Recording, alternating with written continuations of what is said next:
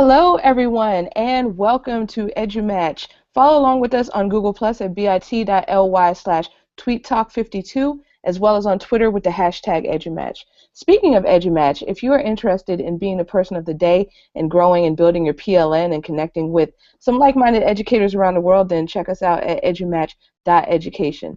Before we get started, I wanted to give a huge shout out to everyone who participated in EdCamp Boxer. So thank you on behalf of the organizers, and we hope that you had some great conversations and some great friendships that will continue to last. So check us out. We are coming back December 27th through the 29th. So tonight's topic, we are going to be talking about student work ethics. So without any further ado, I'm going to go ahead and turn it over to the panel. So Anjanette, if you could please introduce yourself, where you are, what you do, and your role. Hi, everybody. This is Anjanette Washington. I'm from sunny South Florida, Fort Lauderdale area. Technology, 5th grade, Digital 5 at Broward County Schools, Manatee Bay Elementary. All right, fantastic. Welcome back, Anjanette. And next we'll go to Dan. Sorry, I just had to turn down the volume on a book that my kids have. I was afraid that it was going to come over. Anyway, my name is Dan. I'm an instructional coach at a middle school in Derby, Connecticut, and I really wanted to get on to this hangout on air and talk about student work ethic because we just finished up an EdCamp Boxer session all through the week on growth mindset, and specifically growth mindset in the classroom. So I just wanted to share maybe a few things that we talked about in that group as well. All right, fantastic. Welcome back, Dan. And we also have two new people on panel. So Neena, if you could please introduce yourself. Good evening, everyone. I'm Neena Grosvenor, also from Broward County Schools. So Anjanette, we have to meet up. And I am a staff developer for library media, supporting libraries across the district, and I also support technology integration. And Dan, you were a fabulous facilitator for the growth mindset on Boxer, so thank you for that. Awesome. Thank you so much, Neena, and welcome to Tweet and Talks. And also we want to welcome Stephanie. So Stephanie, if you could please introduce yourself. Okay, got it unmuted now. Okay, hi, I'm Stephanie Filardo. I am actually in the middle of Missouri right now. I'm at a rest stop, so hence the car. I'm on my way to my nephew's birthday party. I teach technology. That's a new position for me this coming year at a school in St. Louis, Missouri. And I really, as soon as I saw the topic for this chat, I knew I wanted to be involved in it because the last 4 years I've been teaching math and special education, and work ethic is such an important thing to me. So I'm glad I could be involved. Absolutely. Thank you so much, and we are very happy to have you here. So welcome to the panel. All right, so we are going to go ahead and jump in right now. So what exactly is student work ethic, and what does it entail? So the very first question, what does student work ethic mean to you, and what does it entail? So who would like to jump in on that one? Not all at once now. I'll take it. Yay! Me? All right. So I think what I want to say about what does it mean, I think that, as in my work as an instructional coach, personally, I really focus on two things at my school, or at least I have been so far since I've been doing the job: technology integration, instructional technology, and student engagement. So to me, work ethic starts with student engagement, but doesn't end there. There's so many different levels of it. I've had discussions with other really top-notch educators who challenge me on the student engagement piece all the time. They say, okay, well, student engagement is great, but like, how far can you go with it? And I'm like, I don't get it. The students are doing the work, they're engaged, but it's so much more. And so I think where work ethic comes in is we've all been hearing probably about the term grit lately. It's the grit and the determination and the self-motivation to want to do the work. And it starts with student engagement, and it starts with student-centered mindset and student-centered lessons by the teacher, but it's the students wanting to do the work. Great, great. Thank you so much, Dan. And we might jump in a little later on with going more into what exactly a growth mindset is. But we're going to turn it over next to Anjanette. I think it has to do with the perseverance of a student pushing through, and I like what Dan said earlier, just to push through that grit, changing of the mindset, um, expectations. You have to set them at the beginning of the year. Teaching fifth grade in Broward County, we have quite a bit of testing, and so you have to just already begin to change the mindset. We got to persevere, push through, to get certain goals achieved, both academic, social, emotional, and of course, digital, because my class is a digital 5. So there's lots of goals, and you just got to persevere through it. Absolutely. So perseverance is definitely a big part of the equation. So great. Do we have Neena or Stephanie with any thoughts? All right, Stephanie, go ahead. Okay, kind of. I had to turn off the video because my signal's not great enough, so you guys are just going to have to stare at my profile picture. I think that, for me, work ethic, because, working with students in math and working with students, with known where it was their challenge area, they had learning disabilities in math, and that was something that I had so much struggle with. I think their work ethic, to me, really was just, being able to power, that grit, that being able to power through, and, know that, and then kind of me really knowing the balance of where we can hit the wall, but not really, get so stuck that we just can't make it through that. So that was kind of a different perspective for me these last few years. Great. Thank you for sharing. And Neena, what about you? Well, first of all, I would like to say I agree with Dan, and I think that students really need to understand what it means to stay with something. They get frustrated and then they abandon whatever it is that they've started, and we really have to teach them, what it means to have that stick-with-itness and to continue a task until it's seen through to the end. I don't think that students sometimes understand that. And so we have to model it for them. That might be a lesson that we teach at the beginning of the year so that students understand it. And of course, that modeling would have to be repeated throughout the school year. Students don't always retain everything that we're saying, so we want to make sure that they understand what it means to complete a task. All right, fantastic. And we're coming back to Dan for a comment. I just wanted to throw in there that, and this may depend on what level of student or what level school you work at. I'm in a middle school, and I don't think it's unique to middle school, but I know that there are a lot of students, especially athletes, who think that work ethic and talent go together, and it couldn't be farther from the truth. And I know that for me, as an educator and as a coach of a sport, I coach baseball.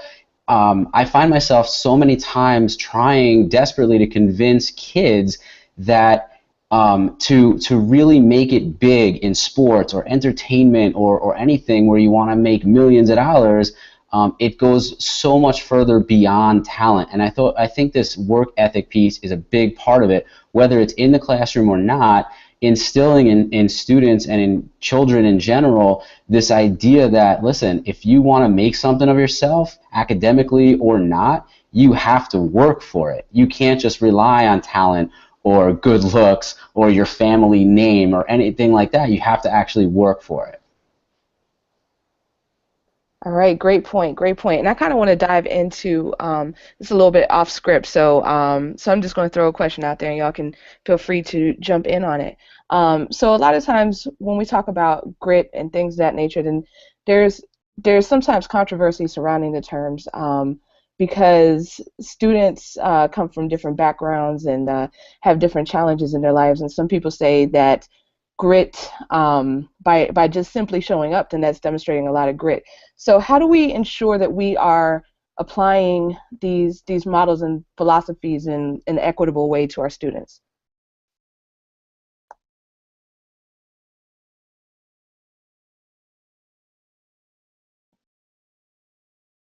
And all right, Neena. I think that, as I said before, that it's important for us to instill in our students an understanding of what it means to have a work ethic. And I think that as far as us modeling it, we have to, well, I guess, teach them and make them see that no matter what the job is, as Dan said, you want to stick with that job until it is completed. People really judge you based on your work ethic. Whether or not you are an individual that just sloppily completes a task or um, doesn't finish a task, those are all things that we are judged on in society.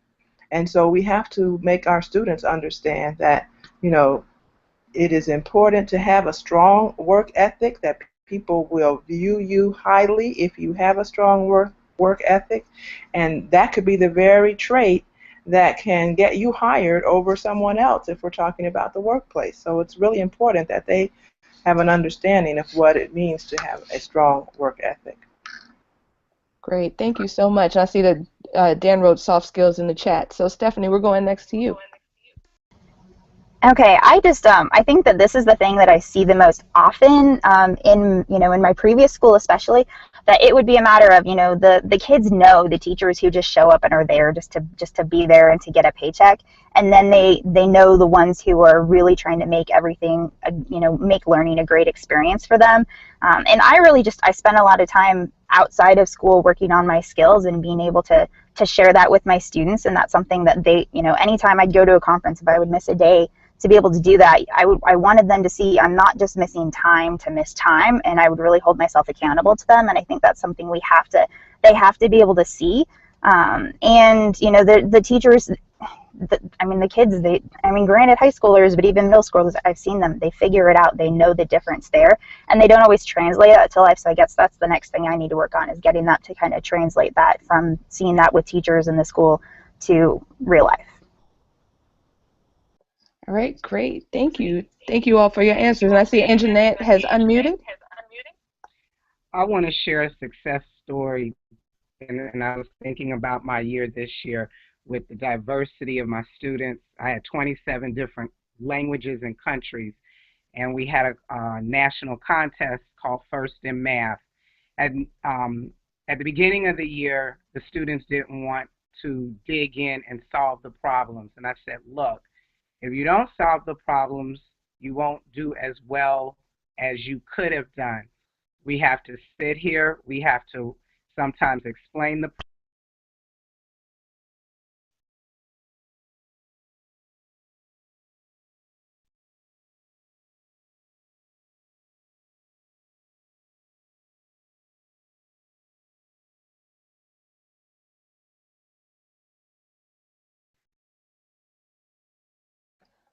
Anjanette, so sorry, we lost audio on you. You still have it, Stephanie? Okay, sorry. Go ahead, Anjanette. So it might be coming through on cell phones. So please continue. Sorry about that.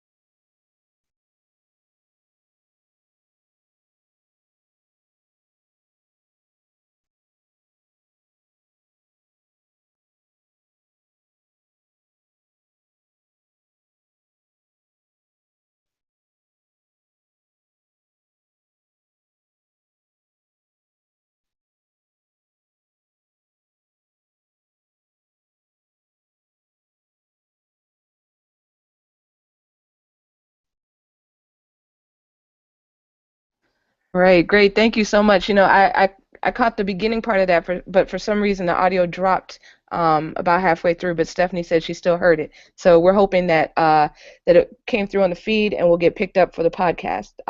So Dan said that he had a comment that he wanted to make right after you. I guess I wanted to just expand my thought on the soft skills for a second.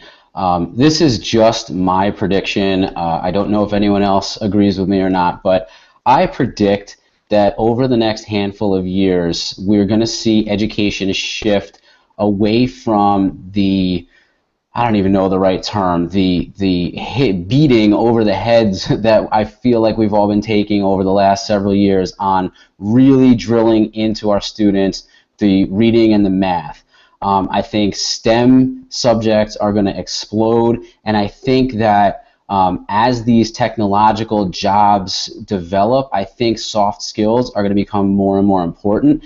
And I almost think that that's sort of like the next buzzword that could become really big, because it goes so much deeper than a student's academic abilities at this point. And when they're going to go for jobs later on down the road, or even getting into colleges, I think it's going to be those skills that really not only set them apart, but really get them ahead in life and in school or wherever they want to be. So I think that teachers recognizing those skills it is so important to a student's work ethic and their motivation and determination, like we've already mentioned. Because I think if a teacher just recognizes maybe the improvements academically that a student is doing, that's fine. But I think that when you really recognize the whole child and all of their skills and abilities, that's going to mean more to them in the long run. Absolutely, and that goes to the notion of building relationships with our students, which is which is really the foundation of learning. So we're gonna skip the third question just for the sake of time and go straight to the fourth one. So I'm gonna go to Neena first, but the question is, how do we move our classrooms and our students from a culture of compliance to one of innovation? So Neena, what do you say about that? Well, we touched on this a bit in our Mindset Voxer group, and Dan will attest to this. And we talked a lot about reconfiguring what our classrooms look like. When we talk about compliance, I envision, students sitting in rows, teacher at their desk or in front of the classroom. All of the learning is teacher directed, nothing is student centered. And I think we are going to see a shift where the teacher is the facilitator in the room, and there is movement within the classroom. The students have choice, and they are the ones who are gathering information and tackling a difficult problem and seeing it through to the end to solve that problem, and the teacher is just guiding them along the way. So that's a shift that I think is going to be prevalent in many classrooms. The hope is that blended learning is going to take off when we talk about technology use in the classroom. Flipped classrooms you should see more often, because the workplaces, it looks different. There is a shift that has already taken place, more collaborative activities in the workplace, and students need to understand and know how to make that shift as well. But we have to show them how in the classroom. We are the ones that are shaping them for their future. Absolutely, and it's definitely important to help our students get prepared for the future. So we're going next to Stephanie. Okay, this is one that is definitely near and dear to my heart, because I really try to have my students ask as many questions as they can, and I teach them how to do that respectfully. So they're not, I want them to challenge authority, but I want them to, still be good citizens, and there's a fine balance within that. But I model that as much as I can with myself. I'm really big on telling my students that if you don't ask, it's an automatic no, and that comes to opportunities that they have at school, that comes to opportunities they have outside of school.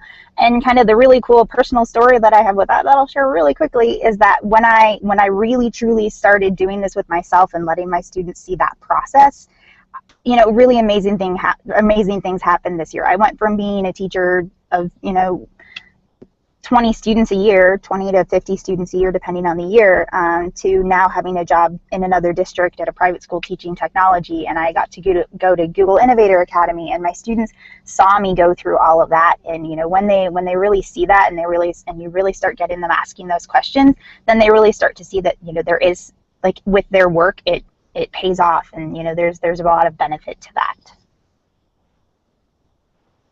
Absolutely, absolutely. Great. So let me see. Is there anyone else who would like to comment on that? All right, Dan. Yeah.